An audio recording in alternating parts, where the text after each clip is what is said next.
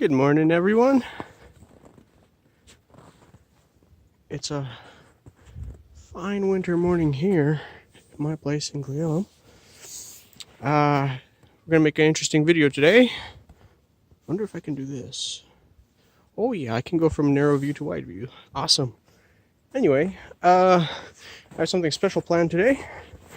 This new Paramotor has a bunch of new safety features that I implemented from the last model based on some of the things I learned. So I am going to go over that. You've seen some of them before. And because this is a homemade, some of these unfortunately won't be possible to reproduce on a production machine. However, I wanted to share them anyways, and a lot of them are applicable to any machine. And a lot of them you can actually just simply make at home, which is sweet. Off to the airport we go. Man, oh man, it sure is beautiful today. Needless to say, I really want to get in the air. Let's talk some safety features on the new machine. First of all, some of you might have seen this before if you're following along in the Paramotor Homemade group. This is one of my favorite features because anybody can do this. This is a safety strap. It's connected, it's a single strap that has a loop on one end and a loop on the other. This loop is for grabbing. There's a piece of Velcro that secures it to the frame lightly. And then this piece goes over the plug wire. So the idea here is, if the car for any reason gets stuck, if your throttle fails, if your kill switch fails, any of those things, then you need to kill the motor, and there's no simple way to do it. You can pull on that, pull it off to the side, and it will disconnect the spark plug. Now, one of the things that I posted this before, and one of the critiques that came about was that two-stroke engines can actually, essentially, when they're at full power, there's a combustion happening pretty much all the time, so they can keep going even if there's no spark plug actively firing, which is true. In any case, I'd rather have this than not have it. And you could do this with a paracord. You can do this with as fancy strapping as you want, but it's a really simple tweak. Now let's go on this side. My most favorite feature on this build is actually these guys here, and it probably doesn't look like much to you, but most paramotors that have gooseneck bars or swan bars, whatever you want to call them, not necessarily spreader bars, because spreader bars usually have strappage all around, and you actually clip into the strappage. But the bottom line is there's a connection between the bar and the carabiner, and I don't trust that, period. I had that on my old machine and it was fine, but the fact that this is attached on most paramotors by like an M8 bolt, and the fact that this is an independent part from the harness, essentially, except for the fact that the harness is clipped in there, I don't trust that. So here's what I did this time. First of all, this system has it has several levels of redundancy in case something fails. First of all, there's a stitch, obviously, which holds the webbing that holds it to the gooseneck bar. If the stitch were to fail for some reason, which it wouldn't, but if it did, there's this aluminum plate. And it's kind of hard to tell, but the webbing goes through two slots in it, 2 times. And so if this stitch were to somehow fail, which it cannot because it's no longer under load because of this plate, then for this to come loose at all, the webbing would have to slide all the way through, just like I showed now, for it to lose its strength. So that's one redundancy. Number 2 redundancy is, first of all, 3/8 bolts, 2 of them that mounted to the gooseneck bar.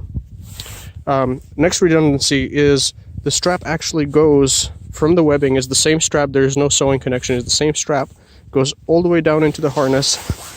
So it goes down into the harness seat, and it goes to the same strap system that the leg straps are connected to, and comes all the way back up to this carabiner.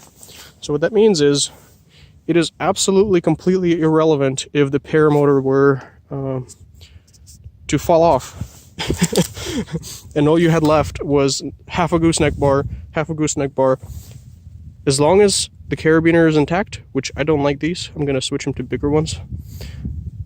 You are connected from your glider to your leg straps back to the glider.